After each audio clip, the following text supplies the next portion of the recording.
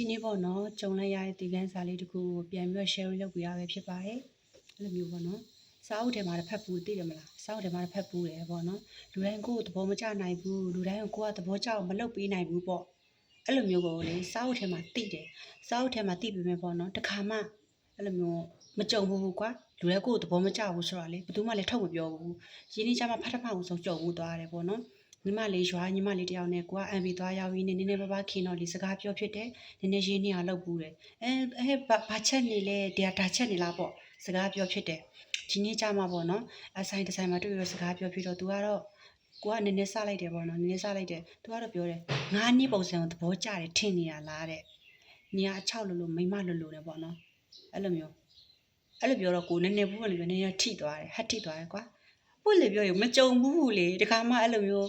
ကိုကလေတလောက်ကောင်းနေရတော့မကိုအဲ့လိုမျိုးသဘောမကျတာတဲ့သူရှိပါလားဆိုပြီးတော့တိသွားရပေါ့နော်ဒါကလေသူကကိုကိုမကြိုက်လို့ကိုကပြောင်းပေးမယ်တော့မဟုတ်ဘူးဒါပေမဲ့စာအုပ်ထဲမှာလူတိုင်းကိုကိုသဘောမကျနိုင်ပါဘူးလူတိုင်းကလည်းကိုကိုသဘောမကျပါဘူးဆိုတာကိုလေကွာမကြုံဘူးခုမှပဲပထမအောင်ဆုံးကြုံဘူးသွားရဆိုတော့နည်းနည်းလေးတော့ရင်ခုန်လဲဆိုတော့ဟတ်တိတယ်နည်းနည်းလေးတော့ညိတ်သွားဒါပေမဲ့ပြန်စဉ်းစားကြည့်တယ်သူပြောတာဟုတ်တယ်အမှန်တရားပဲလူတိုင်းကိုယ်သဘောမကျနိုင်ဘူးတိသွားတာတော့လေလူတိုင်းနဲ့စာအုပ်ထဲရနဲ့အပြင်ကမတူဘူးဆိုတာလေကိုစာအုပ်ထဲမှာတိထားတာအခြေခံပဲဒါပေမဲ့တကယ်လက်တွေ့မှာကျတော့မတူဘူးတကယ်လက်တွေ့ကျတော့ပို့ပြီးတော့မမိလဲလွယ်တယ်